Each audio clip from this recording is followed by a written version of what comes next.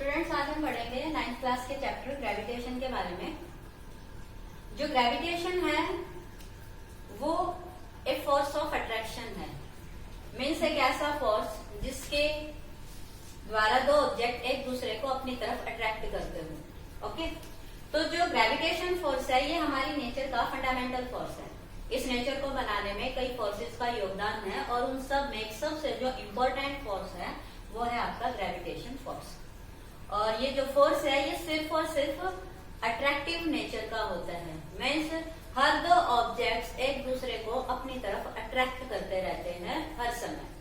तो ये जो ग्रेविटेशन फोर्स है, अगर हम इसकी डेफिनेशन देना चाहें तो सिंपली हम क्या लिखेंगे कि gravitation is a force of attraction due to which each object attract another object. तो स्टूडेंट्स, जो ग्रेविटेशन फोर्स है इसको पढ़ने से पहले हमें पढ़ना पड़ेगा केपलर्स लॉ, क्योंकि हमारे सिलेबस में ग्रेविटेशन के बारे में जो बता रखा है वो सब हमारा एक्चुअली कहां से ड्राइव हुआ है, केपलर्स लॉ की हेल्प से। तो केपलर नाम के एक साइंटिस्ट रहे हैं, तो केपलर ने लॉ दिए थे। Kepler's laws of planetary motion कहते हैं। जो प्लैनेट्स हैं उनके मोशन को ऑब्जर्व करके केपलर ने 3 लॉ दिए थे जिन्हें हम कहते हैं Kepler's law of planetary motion. तो इनका जो पहला लॉ है जिसे हम कहते हैं केपलर फर्स्ट लॉ, इसे लॉ ऑफ ऑर्बिट भी कहते हैं। सेकंड जो लॉ है वो था केपलर सेकंड लॉ, इसे कहते हैं लॉ ऑफ एरिया। और जो थर्ड है उसे कहते हैं केपलर्स थर्ड लॉ, जिसे कहते हैं लॉ ऑफ टाइम पीरियड। हम एक नजर इन पे डालते हैं, क्योंकि ग्रेविटेशन के बारे में जो एक्सप्लेनेशन दी थी वो एक्चुअली इन्हीं पे बेस है। तो पहले ये माना जाता था अर्थ पे, जो लोग हैं वो कहते थे कि जो अर्थ है वो इस पूरे ब्रह्मांड का केंद्र है, सेंटर है, और बाकी सारी चीजें जो भी चांद है, तारे हैं, दूसरे प्लेनेट हैं, वो अर्थ के बाहर चक्कर लगाते हैं। लेकिन वो थ्योरी हो गई फेल। उस थ्योरी को सुधारा और फिर ये कहा गया कि ऐसा नहीं है। एक्चुअली क्या है कि सन है वो सेंटर है और अर्थ और दूसरे प्लैनेट सन के बाहर चक्कर लगाते हैं। और इसी बात को ध्यान में रखते हुए केपलर नाम के साइंटिस्ट ने जो प्लैनेट सन के बाहर चक्कर लगाते रहते हैं, रिवॉल्व करते रहते हैं, उनके मोशन को डिस्क्राइब किया। और उस मोशन को डिस्क्राइब करने के लिए उसने 3 लॉ दिए और वो लॉ कहे थे Kepler's laws of planetary motion. That is Kepler first law, that is the law of orbit, Kepler second law, law of area, and Kepler's third law, that is law of time period. इनका नाम law of orbit, area, time period क्यों है? क्योंकि actually planet के motion को describe करते हैं और प्लैनेट्स का जो मोशन है वो सन के बाहर है। तो सन के बाहर प्लैनेट्स कैसे घूमते हैं उसके बारे में बताया है। उनकी उसके बाहर घूमते घूमते क्या प्रॉपर्टी रही है उसके बारे में बताया गया है। और जब प्लैनेट सन के बाहर चक्कर लगाता है तो वो कितनी देर में अपना चक्कर पूरा कर लेता है उसके बारे में बताया गया है। तो हम 1 by 1 इनके बारे में in the short form discuss कर लेते हैं फटाफट, ताकि ग्रेविटेशन को पढ़ने में हेल्प मिले।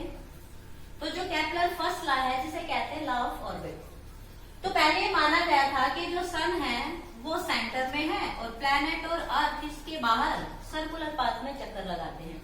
लेकिन केपलर ने देखा ऐसा नहीं है। एक्चुअली क्या है कि जो प्लैनेट हैं वो सन के बाहर सर्कुलर पाथ में नहीं घूमते बल्कि इलिप्टिकल पाथ में घूमते हैं। इलिप्टिकल पाथ होता है ऐसा। और जो सन है वो बिल्कुल यहाँ सेंटर में भी नहीं है। सन कहाँ है?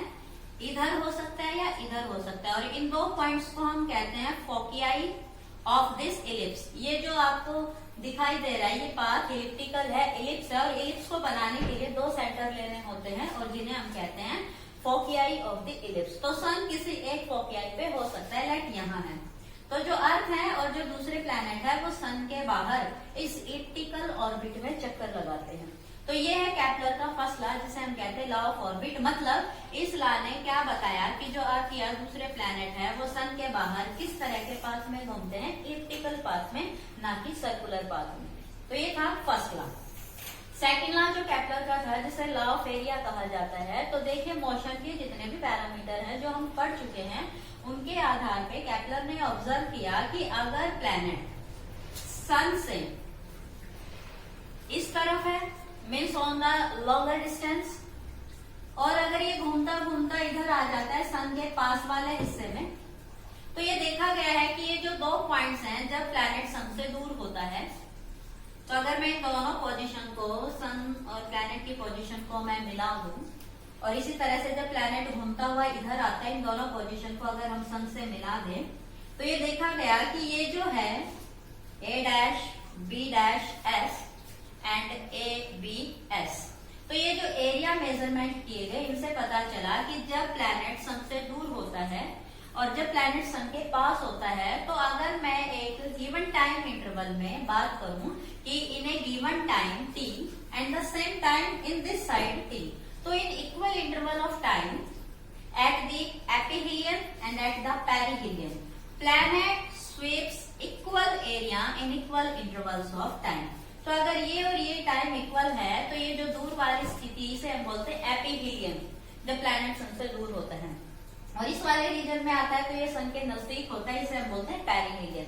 तो जब इक्वल टाइम इंटरवल में प्लैनेट्स हैं, उनकी पोजीशन को सन से आप ज्वाइन करेंगे, तो वो इक्वल टाइम इंटरवल में इक्वल एरिया स्वेप्ट करते हैं। तो ये जो एरिया की ऑब्जर्वेशन थी कि area of S A B that is equal to area of S A dash B dash, तो इसीलिए इस सेकंड लॉ को क्या कह दिया, लॉ ऑफ एरिया। ऐसा क्यों होता है कि जब ये डिफरेंट पोजीशन पे होता है तो ये इक्वल एरिया ट्रेस करते हैं, इक्वल एरिया स्वेप्ट करते हैं। इसका कारण है कि जो एरियल वेलोसिटी होती है, इस एरिया को स्वेप्ट करने की जो वेलोसिटी होती है उसे बोलते हैं एरियल वेलोसिटी। वो वेलोसिटी दोनों साइड होती है इक्वल, तो इक्वल टाइम में इक्वल एरियल वेलोसिटी होगी तो एरिया भी क्या होगा, इक्वल। तो ये एरिया से बिलोंग करते हैं, इसलिए इसे कहते हैं लॉ ऑफ एरिया। और ये कंजर्वेशन ऑफ एंगुलर मोमेंटम पे डिपेंड करते हैं। मोमेंटम कंजर्वेशन आपने पढ़ा होगा, तो उसी का एक पार्ट है कंजर्वेशन ऑफ एंगुलर मोमेंटम, कि जो मोमेंटम यहाँ है वही मोमेंटम यहाँ होता है, इसलिए ये एरिया इस एरिया के इक्वल आता है। तो इस दूसरे लॉ को क्या कह दिया, लॉ ऑफ एरिया। तीसरा जो लॉ था वो था टाइम पीरियड के बारे में। तो ये जो प्लैनेट है, ये सन के बाहर चक्कर लगाता है, तो ये अपना एक रेवोल्यूशन, अपना एक राउंड जितने टाइम में कवर करता है, उस टाइम का जो स्क्वायर है वो एक्चुअली आर क्यूब के प्रोपोर्शनल होता है। ये जो आर है, इस आर को हम कहेंगे average distance of planet from the sun, क्योंकि जब ये इस रीजन में होता है तो ये डिस्टेंस ज्यादा होती है, इस रीजन में आता है तो ये डिस्टेंस स्मॉल होती है। तो हम इन सभी वेरिएबल डिस्टेंस का क्या ले लेते हैं, आर, एवरेज डिस्टेंस। तो T square is proportional to R cube. और ये जो इसकी स्टेटमेंट थी प्लैनेटरी मोशन के बारे में, इसी ने हेल्प किया था ग्रेविटेशन लॉ को समझने में। तो इसलिए हमें ये पढ़ना पड़ा कि एक्चुअली केपलर ने प्लैनेट्स के बारे में क्या कहा था। तो जो ग्रेविटेशन फोर्स हम पढ़ेंगे, न्यूटन ने जो इसका एक्सप्लेनेशन दिया था, वो सारा ये केपलर से इंस्पायर होके एक्सप्लेन किया था। तो सबसे पहले आपको प्लैनेट्स के जो मोशन है उनके बारे में पता होना चाहिए, क्योंकि ग्रेविटेशन फोर्स सबसे ज्यादा जो इम्पोर्टेंट है एप्लीकेशन जो इसका है वो किसमें है, प्लैनेटरी मोशन में। मीन्स वो ऑब्जेक्ट जिनका मास बहुत भारी है, क्योंकि ग्रेविटेशन फोर्स है force of attraction between the two objects due to their masses and their size. और जो नेचर में सबसे मासिव और हैवी ऑब्जेक्ट्स हैं वो क्या है, हमारे स्टार और प्लैनेट। तो अभी हम ग्रेविटेशन के बारे में पढ़ेंगे, देखते हैं कैसे जरूरत पड़ेगी केपलर्स लॉ की हेल्प की। तो जो ग्रेविटेशन है वो सिंपली अगर हम डिफाइन करेंगे तो क्या कहेंगे कि gravitation is a force of attraction between every two objects in the nature. और नेचर में भी आप क्या कह सकते हैं, यूनिवर्स। इस पूरे ब्रह्मांड में, पूरे यूनिवर्स में हर दो ऑब्जेक्ट्स के बीच में एक फोर्स ऑफ अट्रैक्शन है। मीन्स एक बॉडी दूसरी बॉडी की तरफ अट्रैक्ट होती है, ये बॉडी अगर इसे अट्रैक्ट करती है तो ये बॉडी भी इसे अट्रैक्ट करेगी। लेकिन ये जो अट्रैक्टिव फिनोमिना है ये हमें हर जगह हर केस में ऑब्जर्व नहीं होता। ये एप्लीकेबल है that depend on the magnitude of force and that force depend on the mass and size of object. तो अभी हम एग्जांपल देखेंगे कि कैसे ग्रेविटेशन फोर्स है वो हमें ऑब्जर्व होता है, नहीं होता है, वो एक तरफा है या दोनों साइड से है। तो जो ग्रेविटेशन फोर्स है ये सिंपली फोर्स ऑफ अट्रैक्शन तो है, लेकिन ये फोर्स होगा कितना, इस फोर्स को डिटरमाइन किया था न्यूटन ने। और न्यूटन ने इस फोर्स के मैग्नीट्यूड को बताने के लिए एक लॉ दिया, उस लॉ को हम कहते हैं यूनिवर्सल लॉ ऑफ ग्रेविटेशन। तो जो यूनिवर्सल लॉ ऑफ ग्रेविटेशन है ये न्यूटन ने दिया था, और किस लिए दिया था, ग्रेविटेशन फोर्स के मैग्नीट्यूड को बताने के लिए। तो उसने ये ऑब्जर्व किया केपलर की थ्योरी को पढ़ के क्या, कि जो फोर्स है between the two objects it is directly proportional to the product of their masses. फिर उसने ध्यान किया, कैलकुलेशन की, तो उसने ये भी पाया कि ये जो फोर्स ऑफ अट्रैक्शन है between two body it is inversely proportional to the square of distance between the two body. अब बात है उन टू बॉडीज की, उन टू ऑब्जेक्ट्स की। तो देखिए वो टू ऑब्जेक्ट्स बहुत भारी भारी भी हो सकते हैं, उनमें एक बहुत स्मॉल और एक बहुत हैवी भी हो सकता है। वो दोनों object very small in size हो सकते हैं, मीन्स एक बहुत छोटा और एक बहुत बड़ा हो सकता है, दोनों सेम मास भी हो सकते हैं, सेम साइज भी हो सकते हैं। मीन्स ये जो टू ऑब्जेक्ट्स हैं ये किसी भी मास के किसी भी साइज के हो सकते हैं। मीन्स इस नेचर में कोई ऐसी चीज नहीं है जो अकेली हो, वो हर एक दूसरी बॉडी के साथ इंटरेक्शन करती है अट्रैक्टिव नेचर की, और उस इंटरेक्शन को हम क्या कहते हैं, ग्रेविटेशन फोर्स। तो लेट हम कोई दो ऑब्जेक्ट्स ले लेते हैं, 1 एंड 2। ये है बॉडी ए और ये है बॉडी बी। इसका मास है m1 और इसका मास है m2। तो ये बॉडी इसे अट्रैक्ट करेगी और ये बॉडी इसे अट्रैक्ट करेगी। मान लिया कोई एक बॉडी और है C। तो ये नहीं कि फोर्स ऑफ अट्रैक्शन सिर्फ इन दो के बीच में रहेगा, हमने कहा था कि it is the force of attraction in the whole universe between each and every object. तो अगर यहाँ कोई तीसरा ऑब्जेक्ट है तो वो इसके साथ भी फोर्स ऑफ अट्रैक्शन दिखाएगा और इसके साथ भी दिखाएगा। मीन्स ये बॉडी इसके साथ भी ग्रेविटेशन फोर्स दिखाती है और इसके साथ भी, सेम बी भी ए के साथ भी और ए के साथ भी। लेकिन हम इस पूरी नेचर को तो एक साथ ले नहीं सकते, तो हम इसको सिंपली समझने के लिए सिर्फ दो ऑब्जेक्ट्स की बात करेंगे। ओके, तो ये दो ऑब्जेक्ट्स कोई भी हो सकते हैं, माइक्रोस्कोपिक, मैक्रोस्कोपिक, बहुत छोटे, बहुत बड़े, ऑफ एनी काइंड। और न्यूटन ने ये देखा कि जो force of attraction between this two object है वो एक्चुअली इनके मासेस के प्रोडक्ट पे डिपेंड करता है। दूसरा उसने देखा कि ये जो फोर्स ऑफ अट्रैक्शन है ये इन दोनों के सेंटर के बीच में जो डिस्टेंस है उसके स्क्वायर के इनवर्सली प्रोपोर्शनल है। तो न्यूटन के ये जो दो स्टेटमेंट थे ये क्या कहे जाते हैं, universal law of gravitation. Means nature में जो ग्रेविटेशन फोर्स है वो बॉडीज के मासेस और उनके साइज और डिस्टेंस बिटवीन देयर सेंटर पे डिपेंड करता है। और जब इन दोनों स्टेटमेंट्स को हम कंबाइन करते हैं तो हमारे पास क्या आ जाएगा,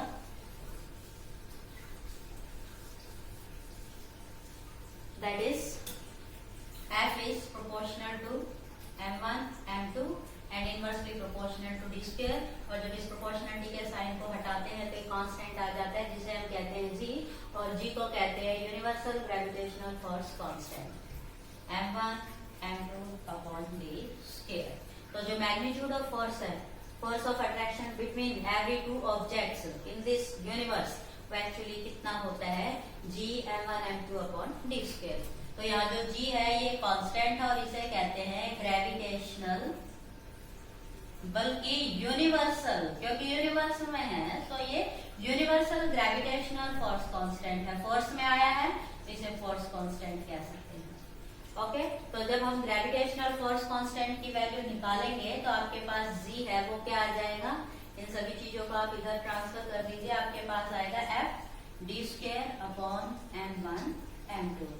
तो जो ग्रेविटेशनल फोर्स कांस्टेंट है वो एक्चुअली फोर्स ऑफ अट्रैक्शन है between the two objects having unit mass and unit distance between their center। तो अगर मैं masses और distance को क्या लिख लूं, simply unit times means unit kg means 1 kg of mass और distance between their center में क्या लिख लूं, unit means 1 meter। तो जो gravitation force constant है g वो क्या बन जाएगा F। तो gravitation force constant is the force between the two objects having unit mass and unit between their center। तो एक हेनरी कैवेंडिश नाम के साइंटिस्ट रहे हैं, उन्होंने एक एक्सपेरिमेंट के थ्रू इस g की वैल्यू कैलकुलेट की है, क्योंकि g इज द कांस्टेंट और कांस्टेंट की वैल्यू फिक्स होती है। और ये जो वैल्यू उन्होंने कैलकुलेट की दैट इज 6.67 10 की पावर -11 न्यूटन मीटर स्क्वायर पर केजी स्क्वायर। क्योंकि जब आप g की यूनिट निकालेंगे तो g क्या हो जाएगा, फोर्स के न्यूटन, डिस्टेंस स्क्वायर की मीटर स्क्वायर और मासेस की क्या हो जाएगी, किलोग्राम स्क्वायर। तो ये जो g है ये g की क्या कही जाती है, value. This is its magnitude and it is SI unit. तो this is your universal gravitation constant. और ये पूरी यूनिवर्स में कांस्टेंट रहता है, किसी भी जगह, किसी भी प्लैनेट, किसी भी स्टार, किसी भी जगह के लिए वेरी नहीं करता है, इट इज ऑलवेज कांस्टेंट।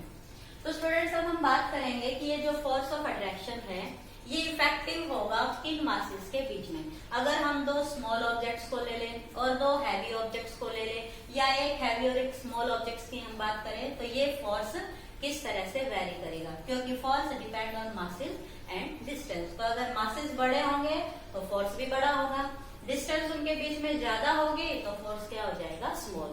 तो ये जो मासेस और डिस्टेंस है इन पे बेस भी एग्जाम्स में रिलेटेड क्वेश्चन पूछे जा सकते हैं। तो अब हम बात करेंगे कि let the force of gravitation between to very heavy and large size objects. तो उन दो ऑब्जेक्ट्स को लेट हम मान लेते हैं, one is sun and one is earth. तो एक सन है और एक है अर्थ। ओके, तो जो सन है उसका मास है अराउंड 10 की पावर 30 केजी और जो अर्थ है उसका मास है अराउंड 10 की पावर 24 केजी। तो जब इन मासेस की हम बात करते हैं तो जो ग्रेविटेशन फोर्स होगा, और अगर इनके बीच की डिस्टेंस की हम बात करें तो वो होती है लगभग 1 एस्ट्रोनॉमिकल, मीन्स अराउंड 10 की पावर 11 मीटर। तो जिस फोर्स की हम बात करें कि इन दो हैवी मास ऑब्जेक्ट्स के बीच में क्या फोर्स होगा, तो that is F is the mass of sun, mass of earth and square of distance between their centre. तो 6.67 10 की पावर -11, मास ऑफ सन है 10 की पावर 30, मास ऑफ अर्थ है 10 की पावर 24 और जो डिस्टेंस बिटवीन देयर सेंटर है ये आ जाएगा आपके पास ये। तो देखिए जो फोर्स होगा 6.67 इंटू 10 की पावर -11, ये ऊपर चला जाएगा -22 और ये है 10 की पावर 54। तो जब आप इन्हें सॉल्व करेंगे तो आपके पास जो फोर्स आएगा राउंड फिगर में वो क्या आएगा, अराउंड 10 की पावर, जब आप इसे सॉल्व करेंगे तो जो -33 और ये जो 54 है ये सॉल्व होके आपके पास क्या आ जाएगा, अराउंड 10 की पावर 21 न्यूटन। मीन्स अर्थ और सन के बीच में जो ग्रेविटेशन फोर्स है वो बहुत ज्यादा है। क्यों? क्योंकि उनके मास बहुत ज्यादा है। अब हम बात करते हैं कि force of gravitation between two small objects, very small massive objects. तो लेट वो दो हम क्या ले लें, अपने elementary particle like electron and proton. तो देखिए हमारा जो एटम है उसमें एलिमेंट्री पार्टिकल होते हैं इलेक्ट्रॉन, प्रोटॉन, न्यूट्रॉन, और वो एटम के वेरी स्मॉल इन साइज में एक दूसरे के साथ रहते हैं। तो उनके बीच में कितना होगा ग्रेविटेशन फोर्स, तो gravitation force between electron and proton. तो जो G है दैट इज 6.67 10 की power -11, mass of electron and mass of proton. तो जो कि बहुत ही स्मॉल इन साइज है, जिनका साइज हम कंसिडर भी नहीं करते, और उनके बीच में डिस्टेंस भी कितनी है, वेरी वेरी स्मॉल। कितना वो आपको याद होगा, आपने पढ़ा होगा केमिस्ट्री के चैप्टर्स में आता है कि मास ऑफ इलेक्ट्रॉन होता है 9.1 10 की पावर -31 केजी और मास ऑफ प्रोटॉन होता है 1.67 10 की power -27 kg and distance between proton and electron. तो देखिए इलेक्ट्रॉन प्रोटॉन एटम में बिलोंग करते हैं और एलिमेंट्री उस एटॉमिक साइज की हम बात करें तो उस एटम का साइज होता है लगभग 1 एंगस्ट्रॉम, मीन्स 10 की पावर -10 मीटर के अराउंड आप मान के चलिए उनके बीच डिस्टेंस है। तो जब आप इस कॉन्सेप्ट को सोल्व करेंगे तो आपके पास क्या आएगा, ये फिगर 10 की पावर -11, 10 की power -31 and this is -27 and this is minus, जब ऊपर जाएगा तो क्या हो जाता है प्लस, तो ये हो जाएगा 20। तो देखिए ये जो फोर्स का मैग्नीट्यूड आएगा इसकी रेंज क्या होगी, दैट इज 2, 5, 6 और ये आपके पास 9 माइनस के और ये आपके पास 20। ये सॉल्व करोगे तो ये आपके पास आया अराउंड 10 की पावर -49 न्यूटन। तो देखिए 10 की पावर माइनस और वो भी कितना छोटा है।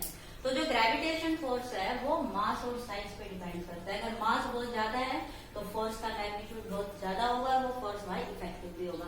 लेकिन स्मॉल साइज है तो ये मास बहुत ही स्मॉल इन मैग्नीट्यूड होगा, जिसका इफेक्ट क्या होगा, नेग्लिजिबल।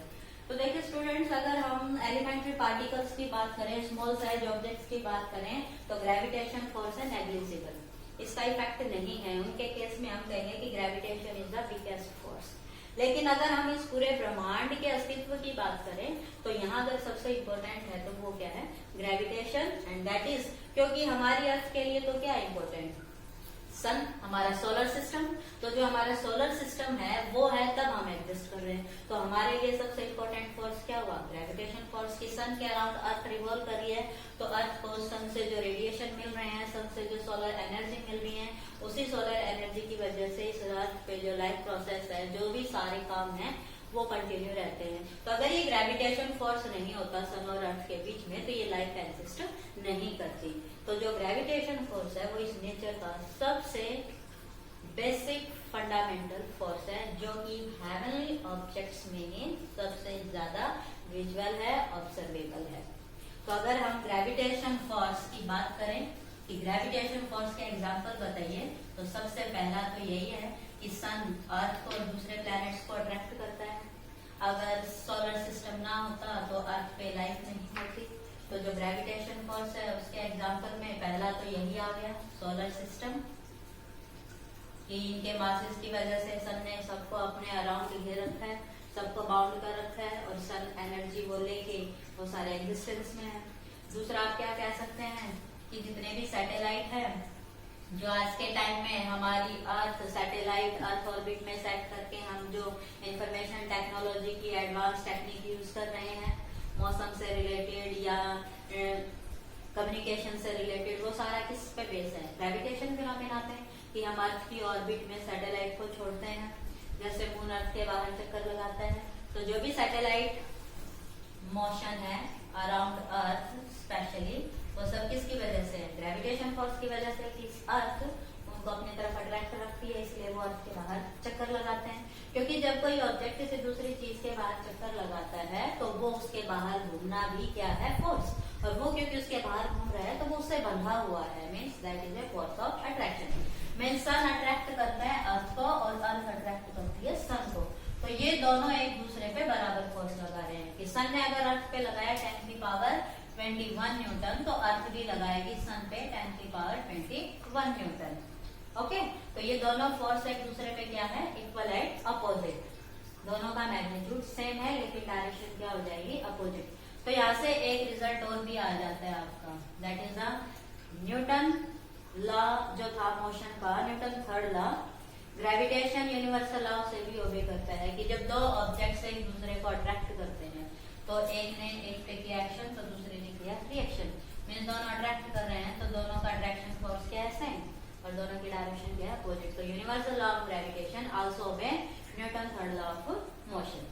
तो यहाँ जो थर्ड एग्जांपल है वो आप कह सकते हैं एटमॉस्फेयर। जो एटमॉस्फेयर अर्थ के बाहर है, हमारी अर्थ को सराउंड किए हुए एटमॉस्फेयर की वजह से यहाँ जो लाइफ एग्जिस्ट करती है, उसकी वजह भी क्या है, gravitation force of earth on this atmosphere. इसी तरह से जो आपका रेनफॉल है, हवा का चलना है, पानी का बहना है, जो लो टाइड्स हाई टाइड्स होते हैं, हम अर्थ पे जो एग्जिस्ट कर रहे हैं, अर्थ पे जो सारी चीजें एग्जिस्ट कर रही हैं, वो सब किसकी वजह से है, ग्रेविटेशन फोर्स की वजह से।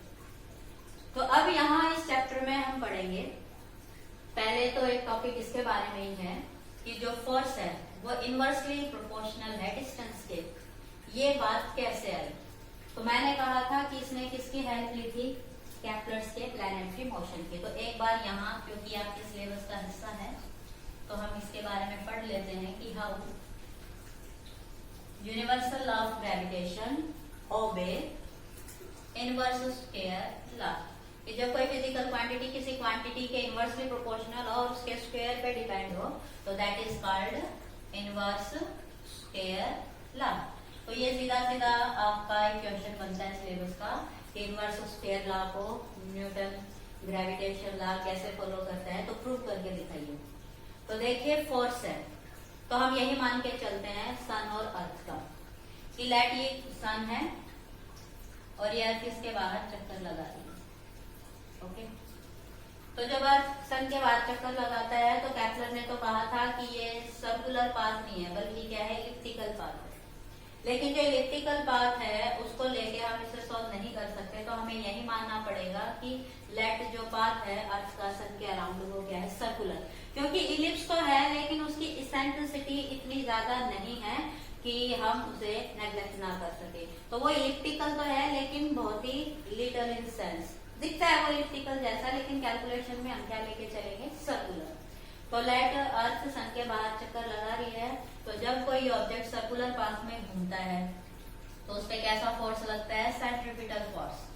तो लेट अर्थ का मास है m और इसकी जो रेडियस है पाथ की वो क्या है, r, और जो वेलोसिटी है, स्पीड है इसके बाहर घूमने की वो क्या है, v। अब हमें पता है कि जो v है वो v क्या होता है, speed is distance upon time. तो जो डिस्टेंस है सर्कल की वो होता है 2 पाई r अपॉन टाइम। एक चक्कर पूरा करने का जो डिस्टेंस है वो होता है सर्कमफ्रेंस अपॉन टाइम पीरियड, और टाइम पीरियड में हमने क्या लिख दिया, t। तो जब हम v की वैल्यू यहाँ पुट करेंगे तो हमारे पास क्या आ जाएगा, m। v स्क्वायर को जब आप पुट करोगे तो आपके पास आ गया ये upon r।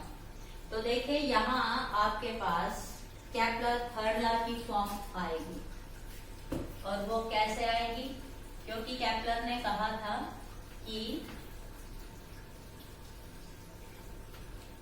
Time period square is directly proportional to cube of semi major axis या average distance between the sun and planet. तो ये जो r है ये distance between sun and planet है। तो जब आप इसे सॉल्व करेंगे तो ये जो आपके पास r cube upon t square है, you can write it is a constant, क्योंकि जब आप इसे सॉल्व करेंगे तो it is a constant of proportionality. तो यहाँ आप T square upon R cube कहिए चाहे R cube upon T square कहिए, it is simply a constant. तो k is a constant, 1 upon k is constant. तो ये जो केपलर का थर्ड लॉ है इसे हम यूज करेंगे कि R cube upon T square is a constant. तो जब आप इसे यहाँ सॉल्व करते हैं तो आपके पास क्या बन जाएगा, m 4 pi square r square r and t square. तो देखिए यहाँ टी स्क्वायर तो आ गया लेकिन आर क्यूब नहीं आया है, तो आर क्यूब करने के लिए हम आर से मल्टीप्लाई कर देंगे, आर से ही डिवाइड। तो ये आर स्क्वायर इंटू आर तो क्या बन गया हमारे पास आर क्यूब, और ये आर इंटू आर क्या बन गया हमारे पास आर स्क्वायर। तो ये जो आपके पास है ये सारा है कांस्टेंट, ये सारा आपके पास है कांस्टेंट। ओके, और ये खुद एक कांस्टेंट है, R cube upon T square कह रखा है केपलर थर्ड लॉ के अकॉर्डिंग। तो मास भी कांस्टेंट है, फोर भी कांस्टेंट है, पाई भी, और R cube upon T square already constant है। तो it means F is inversely proportional to R square. तो ये जो आपका डी है आप इसे आर लिख सकते हैं, नो प्रॉब्लम, क्योंकि हमने रेडियस को आर माना है, डिस्टेंस को आर माना है। तो यहाँ से जो आपका एफ आ गया वो क्या आ गया, inversely proportional to R square. और ये सारा का सारा you can say a big constant upon R square, और ये जो बिग कांस्टेंट है इसकी वैल्यू क्या है, 4 pi square M upon R square into K. तो जो एफ है वो inversely proportional to R square है। ये वाली बात न्यूटन को कहां से मिली थी, केपलर थर्ड लॉ से। तो आपको सिंपली क्या करना है, अगर इसे ट्राई करना है तो आप force between sun and earth लिख लीजिए, क्योंकि हमें पता है कि अर्थ के जो सन के बाद चक्कर लगाती है अर्थ है कर्व पाथ पे, और कर्व पाथ पे चलने के लिए कैसा फोर्स चाहिए, सेंट्रीपिटल फोर्स। और सेंट्रीपिटल फोर्स क्या होता है, mu square upon R. v की वैल्यू आप पुट करेंगे, केपलर लॉ पुट करेंगे तो आपके पास क्या आ जाएगा, दिस इनवर्स स्क्वायर लॉ। अब स्टूडेंट्स हमारा जो सिलेबस है उसमें बात आएगी ग्रेविटी ऑफ अर्थ की। ये तो जो ग्रेविटेशन था ये पूरी यूनिवर्स के लिए है। इस पूरी यूनिवर्स के किसी भी हिस्से में कोई भी दो ऑब्जेक्ट चाहे कितने भी छोटे हों कितने भी बड़े हों, लेकिन हम बात करेंगे अपनी अर्थ के लिए।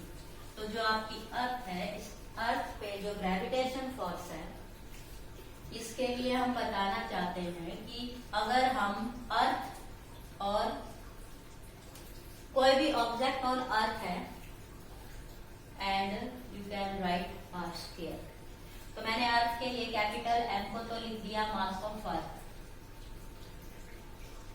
और स्मॉल m को लिख दिया मास ऑफ ऑब्जेक्ट ऑन अर्थ।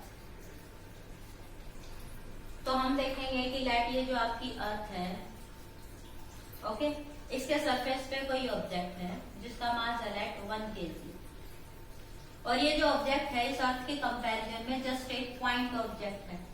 इसका साइज इस अर्थ के कंपैरिजन में कुछ भी नहीं है, क्योंकि अर्थ का जो साइज है उसकी अगर हम रेडियस की बात करें तो अर्थ की रेडियस है लगभग 6400 किलोमीटर।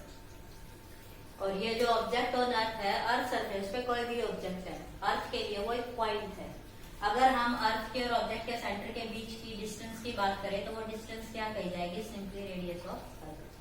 हम एक सिंपल सा केस लेके चलते हैं कि let gravitation force of earth on any object on its surface या near its surface। तो हम एक 1 kg मास का ऑब्जेक्ट ले लेते हैं, और यहाँ जब ग्रेविटेशन फोर्स की हम बात करेंगे कि इस बॉडी और अर्थ के बीच में कितना ग्रेविटेशन फोर्स है, तो उसका मैग्नीट्यूड कितना लिख लेगा अगर हम 1 kg की बात करें तो जो मास ऑफ अर्थ है वो अराउंड कितना बताया था 10⁻24 kg, और जो बॉडी ली है उसका मास कितना है 1, और जो रेडियस है मीन सेंटर के बीच की जो डिस्टेंस है वो है 6.4 × 10⁻6 मीटर। मैंने इस किलोमीटर को मीटर में कन्वर्ट कर लिया है, और जब आप इस सारे को कैलकुलेट करेंगे तो ये आएगा लगभग 9.8 न्यूटन।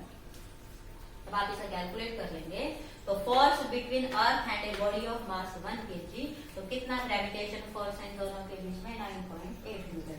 कि अर्थ है वो इस बॉडी को 9.8 न्यूटन से अपने सेंटर की तरफ अट्रैक्ट कर रही है, और ये बॉडी भी अर्थ को अपने सेंटर की तरफ 9.8 न्यूटन से अट्रैक्ट कर रही है। Okay, so this is gravitation force of earth on any object on its surface and let this is for a mass of 1 kg। तो अगर कोई ये कह दे कि gravitation force of earth and a body of mass 1 kg कितना force होगा, तो आप सीधे सीधे लिख देना 9.8 न्यूटन। अब यहाँ एक टर्म आएगी एक्सेलरेशन ड्यू टू ग्रेविटी। क्या है कि ग्रेविटेशन फोर्स की वजह से ये अगर आप किसी चीज को ऊपर उछालते हैं या ऊपर से छोड़ते हैं तो वो चीज हमेशा कहाँ की गिरती है, अर्थ सरफेस पे। वो हमेशा अर्थ सेंटर की तरफ अट्रैक्ट होती है। तो मीन्स अर्थ ने उस बॉडी पे क्या लगाया, ग्रेविटेशन फोर्स। लेकिन अगर अर्थ उस बॉडी पे फोर्स लगा रही है तो बॉडी भी तो अर्थ पे फोर्स लगा रही है। मीन्स अगर बॉडी अर्थ सेंटर की तरफ अट्रैक्ट हुई है तो अर्थ को भी तो उस बॉडी के सेंटर की तरफ अट्रैक्ट होना चाहिए था। लेकिन हमें ऐसा नहीं दिखता, हमें सिर्फ क्या दिखता है कि body attract toward the centre of earth, ना कि earth attracted toward the centre of the body. ऐसा क्यों है? ऐसा है बिकॉज ऑफ एक्सेलरेशन। क्योंकि जब एक बॉडी दूसरी बॉडी पे फोर्स लगाती है तो क्या प्रोड्यूस करती है, एक्सेलरेशन। ओके, तो जब फोर्स लगा दो ऑब्जेक्ट्स के बीच में उनके अट्रैक्शन की वजह से, तो उनमें कितना एक्सेलरेशन प्रोड्यूस हुआ, एक। और जो एक्सेलरेशन है अगर वो हम देखिए, फोर्स तो बॉडी और अर्थ की वजह से उस ऑब्जेक्ट पे भी वही है। ओके, और जब हम बात करें एक्सेलरेशन की तो जो बॉडी ऑब्जेक्ट में जो एक्सेलरेशन प्रोड्यूस होगा वो क्या होगा, force upon mass of the object. Acceleration of earth की अगर हम बात करें तो एक्सेलरेशन ऑफ अर्थ क्या होगा, force between the object and earth upon mass of the earth. तो देखिए acceleration in this case is very large, but in this case it is very small, negligible. क्यों? क्योंकि मास ऑफ अर्थ 10⁻24 kg है। तो जो force in दोनों के बीच में लगा था सिंपली 9.8 न्यूटन। अगर मैं 1 kg मास की बात करूं तो यहाँ कितना एक्सेलरेशन प्रोड्यूस होगा, 9.8। तो ऑब्जेक्ट में एक्सेलरेशन प्रोड्यूस हुआ 9.8। लेकिन अर्थ की अगर एक्सेलरेशन की हम बात करें तो कितना प्रोड्यूस होगा, 98 और ये 10⁻24। मीन्स ये तो हो गया आपके पास 10⁻⁻23 के अराउंड, या यू कैन से 23 आप कह सकते हैं, -23। तो मीन्स ये एक्सेलरेशन तो ना के बराबर है, दिखता ही नहीं, और ये एक्सेलरेशन बहुत ज्यादा है। इसलिए जब अर्थ और ऑब्जेक्ट्स के बीच में ग्रेविटेशन अट्रैक्शन होता है तो ऑब्जेक्ट्स अर्थ की तरफ गिरते हुए दिखाई देते हैं, न कि अर्थ उनकी तरफ अट्रैक्ट होती हुई दिखाई देती है। अट्रैक्शन फोर्स तो है दोनों के बीच में, लेकिन विजुअल कौन सा पैरामीटर है, that is according to acceleration. तो जिसमें एक्सेलरेशन फास्ट होगा उसकी मोमेंट दिखाई देगी, और जिसका एक्सेलरेशन कम होगा उसकी मोमेंट दिखाई नहीं देगी। इसलिए अर्थ और दूसरे प्लैनेट सन के बाहर चक्कर लगाते हैं, सन उनके बाहर चक्कर नहीं लगाता। क्यों? क्योंकि सन का एक्सेलरेशन उनके कंपैरिजन में क्या है, वेरी वेरी स्मॉल। तो प्लैनेट्स और अर्थ में एक्सेलरेशन ज्यादा है, इसलिए वो सन के बाहर चक्कर लगाते हुए दिखाई देते हैं, न कि sun revolve around earth and other planets. क्योंकि acceleration of planets is much larger than sun, so they appear to revolve around that. That is why all the objects fall towards the earth, not earth on the objects, because of acceleration. तो अब यहाँ बात आती है acceleration produced in a body when it falls toward the center of earth, when a gravitation force of attraction acting between earth and object. तो ये जो attraction की वजह से acceleration produce होता है, क्योंकि force है तो acceleration है, तो जो acceleration produce होगा अर्थ के केस में उस एक्सेलरेशन को हम लिखते हैं किससे, जी से, स्मॉल जी। कैपिटल जी हमने असाइन कर दिया है कांस्टेंट के लिए, लेकिन एक्सेलरेशन के लिए कौन सा जी लिखेंगे हम, स्मॉल जी। और इसे अब हम क्या कहेंगे, एक्सेलरेशन ड्यू टू ग्रेविटी। कि अगर कोई ऑब्जेक्ट अर्थ पे गिरती है तो उसमें जो एक्सेलरेशन प्रोड्यूस होता है वो किसकी वजह से होता है, ग्रेविटी ऑफ अर्थ की वजह से। और ग्रेविटी ऑफ अर्थ क्या होती है, ग्रेविटेशन फोर्स ऑफ अर्थ। तो ग्रेविटी से कंफ्यूज नहीं होना है, ग्रेविटी एक्चुअली क्या है, gravitation force of earth. Okay, gravity actually earth का ग्रेविटेशन फोर्स है। तो हम इतना बड़ा नाम लेने की बजाय छोटा सा वर्ड यूज कर लेते हैं, ग्रेविटी। तो ये अब क्वेश्चन आता है कि relation between small G and capital G. तो चलिए ट्राई करते हैं। क्या सिंपली तो पहले हम यही कहेंगे कि फोर्स क्या होता है, मास इनटू एक्सेलरेशन। अगर ऑब्जेक्ट पे फोर्स लगा है तो फोर्स किसके बराबर होता है, mass of the body and acceleration in the body. But अभी अभी मैंने कहा कि बॉडी में एक्सेलरेशन प्रोड्यूस होता है due to the gravitation force of earth, तो उसे हम क्या लिखेंगे, ए नहीं जी। दूसरा ये जो फोर्स है, ये फोर्स क्या है, ग्रेविटेशन फोर्स। तो आप इस फोर्स की वैल्यू लिख दीजिए। ग्रेविटेशन फोर्स क्या है G, mass of earth, mass of body upon square of distance between their center, and that is equal to radius, and this is our mass of body into acceleration. तो देखिए answer cancel, और आपके पास जो g है वो क्या आ जाता है, g mass of earth and square of radius. So this is the relation between small g and capital G. तो जो acceleration due to gravity है वो किस पे डिपेंड करता है, mass of earth and size of earth. अगर हम अर्थ के बजाय किसी और प्लैनेट की ग्रेविटी की बात करें, वहां कितना एक्सेलरेशन प्रोड्यूस होगा, तो आप यहाँ उस प्लैनेट का मास और उसकी रेडियस लिख देना। Then you can find out acceleration due to gravity of that planet. तो देखिए हर प्लैनेट का मास डिफरेंट है, उसका साइज डिफरेंट है, स्टार का मास अलग है, साइज डिफरेंट है। तो जो जी की वैल्यू है वो planet to planet, star to star क्या होती रहती है, वैरी। ओके, तो ये जरूरी नहीं कि हर प्लैनेट स्टार की एक जैसी हो, लेकिन जब हम अर्थ की बात करते हैं, अपनी अर्थ के लिए जब हम पढ़ते हैं, तो जी की वैल्यू जो आएगी, तो put value of capital G, mass of earth and radius of earth. जब आप इन्हें सॉल्व कर लेंगे तो ये आपके पास कैलकुलेट होके आएगा 9.8 मीटर पर सेकेंड स्क्वायर। ये मैंने अप्रोक्सीमेट इसलिए लिखा है क्योंकि कैलकुलेशन करोगे तो राउंड फिगर में आता है। आप अप्रोक्सीमेट भी लिख सकते हैं। सिंपली अगर आप कहें कि फॉर द होल अर्थ, अगर अर्थ एक परफेक्ट स्फीयर है तो जो जी की वैल्यू है उसके हर पॉइंट पे क्या होगी, सरफेस पे क्या होगी, 9.8 मीटर पर सेकेंड स्क्वायर।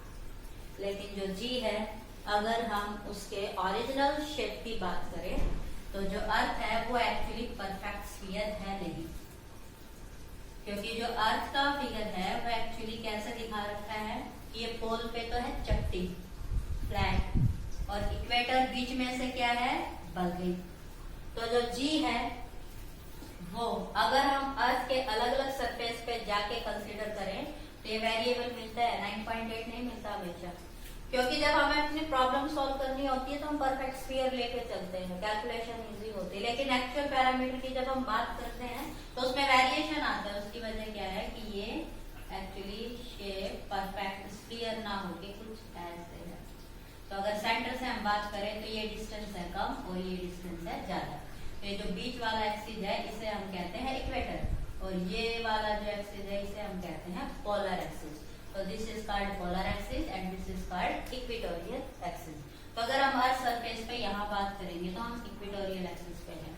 तो सेंटर से जब इस डिस्टेंस की बात करेंगे तो दैट इज R1, और जब आप चलते चलते सरफेस के इस हिस्से पे आ जाते हैं तो इट इज योर R2 में ये घटती घटती क्या हो जाती है R2। तो जब आप यहाँ से यहाँ जाएंगे तो R की वैल्यू घट रही है, और अगर R डिक्रीज करेगा तो G की वैल्यू इंक्रीज करेगी। तो अगर G को हम पोल्स पे कंसीडर करते हैं तो ये आती है अराउंड 9.8 समथिंग, और जब हम पोल से इक्वेटर की तरफ आते हैं तो इक्वेटर पे इसकी वैल्यू जो होती है वो होती है अराउंड 9.7। तो there is a little difference between these value because earth is not a perfect sphere. ये जो एक्सिस है ये थोड़ा बड़ा है और ये एक्सिस है छोटा, तो ये जो डिस्टेंस है ये मिनिमम है और ये जो डिस्टेंस है ये मैक्सिमम है। तो इक्वेटर से पोल्स की तरफ जाओगे वैल्यू डिक्रीज, और पोल से इक्वेटर की तरफ आओगे तो वैल्यू G की value increase from equator to pole, और पोल टू इक्वेटर G की वैल्यू डिक्रीज।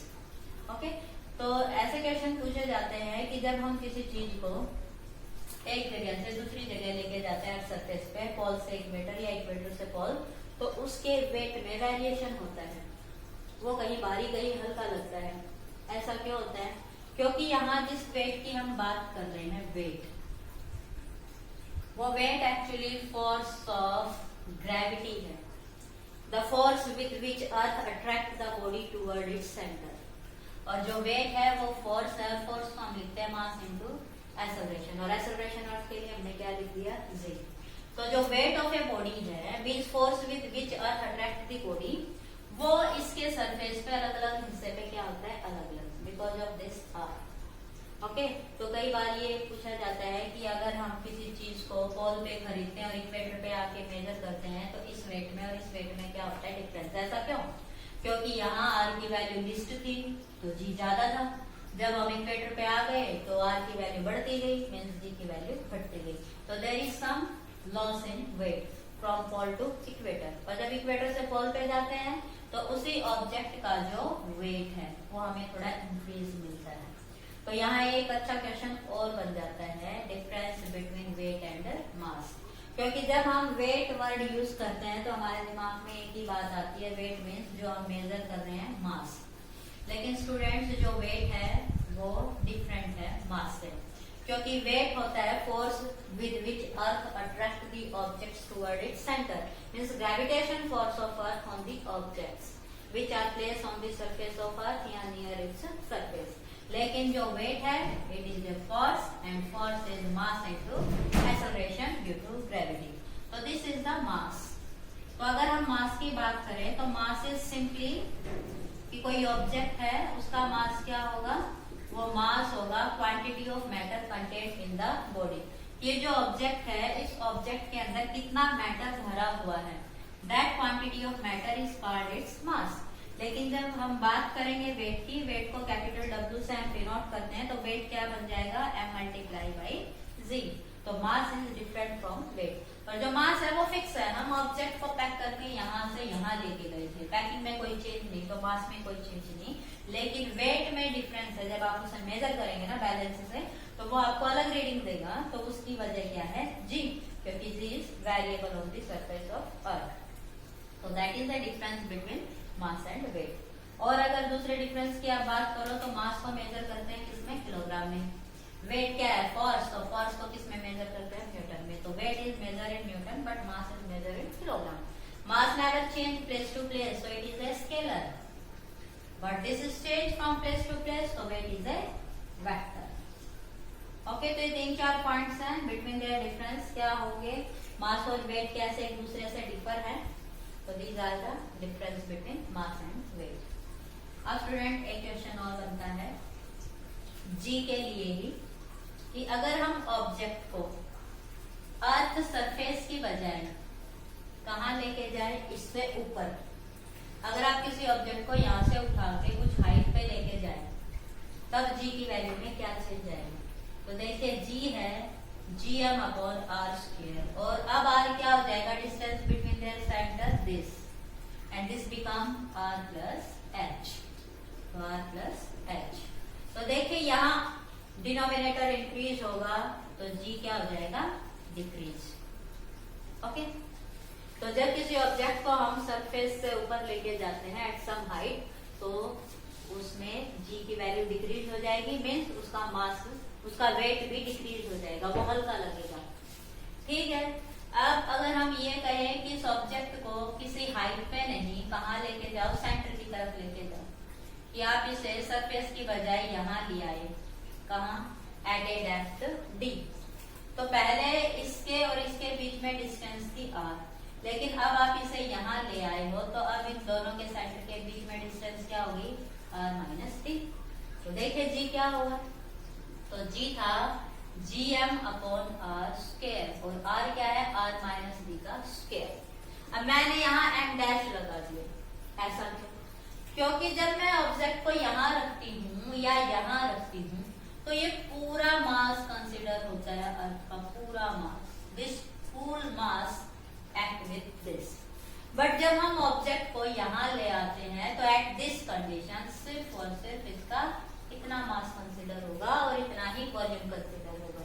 तो जब हम डेप्थ में जाते हैं तो मास भी चेंज होता है, और अगर मास चेंज होगा तो पहले मास ज्यादा था, अब मास घट गया है, तो अगर m डिक्रीज करेगा तो भी g डिक्रीज करेगा। तो सिर्फ इस फैक्टर को मत सोच लेना कि अगर हम डेप्थ में जा रहे हैं तो r घट रहा है, r घटेगा तो g बढ़ेगा, g नहीं, मास भी घटता है। ओके, एंड m डिक्रीज, तो m dash is less than capital M। Okay, तो g अगेन डिक्रीज। ओके, अब बात करते हैं कि जैसे जैसे हम सेंटर की तरफ जाएंगे, तो देखिए जैसे जैसे आप सेंटर की तरफ जा रहे हो, बिल्कुल ऑब्जेक्ट यहाँ आ जाता है सेंटर में, तब इसकी वैल्यू घटती घटती क्या हो जाएगी, बिल्कुल zero, g across to zero. तो जो वेट है वो सेंटर पे क्या होता है, जीरो। जैसे जैसे आप उससे ऊपर जाएंगे बढ़ता जाएगा, सरफेस पे जाके क्या हो जाएगा, मैक्सिमम, और जब आप सरफेस पे ऊपर जाएंगे तो क्या हो जाएगा, डिक्रीज अगेन। तो यहाँ क्वेश्चन आपके पास हो गए 5 कि value on the surface of earth maximum कहाँ है, तो मैक्सिमम कहाँ है, फॉल्स पे, you know well, because r is minimum at pole. Second, surface पे ही g की वैल्यू मिनिमम कहाँ है, तो it is minimum at equator, because you know well, equator की जो डिस्टेंस है सेंटर से वो क्या है, लार्जेस्ट। और अगर हम बात करें variation in g with the height, तो हाइट पे जाएंगे तो g डिक्रीज, और अगर आप डेप्थ में जाएंगे तो भी g डिक्रीज। काफी इंपॉर्टेंट पार्ट है ये। और जब हम जाएंगे सेंटर पे तो ये क्या हो जाएगा, जीरो। तो इन पे वेरिएशन पे क्वेश्चन आते हैं कंपल्सरी। अब आपका एक टॉपिक और बच गया कि value of g compare between earth and moon, कि जो g की वैल्यू है वो मून पे क्या होगी एज कंपेयर टू अर्थ। तो देखिए g की जो वैल्यू है एट अर्थ वो है 9.8। ओके, और अगर हम फॉर्मूले वाइज लिखें तो mass of earth upon radius of earth, क्योंकि मून पे लोग जा चुके हैं, वहां रिसर्च चल रही है, तो यहाँ मून का डिस्कशन आएगा। तो जब मून की बात होगी तो मून की जो वैल्यू होती है अर्थ के कंपैरिजन में, वो पाई जाती है 1/6 की value of g on moon is 1/6 of value on earth. और अगर हम इसकी बात लिखें तो mass of moon to radius of moon. ऐसा क्यों कि g की वैल्यू मून पे अर्थ से 1/6 है, क्योंकि ये देखा है कि मास ऑफ मून है वो मास ऑफ अर्थ का 100 है, और जो रेडियस ऑफ मून है वो अर्थ रेडियस की 1/4 है। तो m भी डिक्रीज, r भी डिक्रीज। और जब इन दोनों को कंपेयर करते हैं तो value at moon and value at earth, तो g मास एट मून क्या है, ये वाला, और रेडियस क्या है अर्थ की 1/4 अपॉन g फॉर अर्थ। तो ये आप जब कैंसिल करेंगे तो ये 100/16 आपके पास बचा, और ये जब पलटेगा तो आपके पास क्या आ जाएगा कि gm अपॉन ge क्या आ जाएगा, दैट इज 16/100। और जब आप इसे सॉल्व करते हैं तो सॉल्यूशन में ये वैल्यू जब कैलकुलेट होगी तो ये कितनी मिलती है, अराउंड, जब आप इसे सॉल्व करेंगे तो ये लगभग होती है 1/6। कैलकुलेट करेंगे तो जो GM है वो क्या हो जाएगा, अर्थ का 1/6। इसलिए कहा जाता है कि जब हम किसी ऑब्जेक्ट को उठा के कहाँ लेके जाते हैं, मून पे। ओके, तो अर्थ से जब हम मून पे जाते हैं किसी भी ऑब्जेक्ट को लेके, तो यहाँ जो इसका वेट है लेट वो है 36। ओके, और जब हम मून पे इसे लेके जाएंगे तो वो हमें लगेगा जस्ट ऑफ 6। ये 36 का जो वेट है ये मून पे कितना लगेगा, सिर्फ 6। मीन्स हम ऑब्जेक्ट को जितने फोर्स के साथ यहाँ उठाते हैं, मून पे जाके इसका सिर्फ 1/6 लगाना पड़ेगा। ओके, तो यहाँ जो weight between moon and earth है वो वेरिएबल है कितने के फैक्टर से, 6 से। तो अर्थ से मून पे हर चीज 1/6 टाइम हल्की होगी और मून से अर्थ पे हर चीज 6 गुना भारी होगी। तो इस पे बेसिक क्वेश्चन आते हैं। तो ये डेरिवेशन भी आपका पूछा जाता है, ये टर्म भी आपसे पूछी जाती हैं, और ये जो वेट और फोर्स और रिलेशन है ये भी पूछे जाते हैं। तो these are your different factors that regarding the gravity. Okay.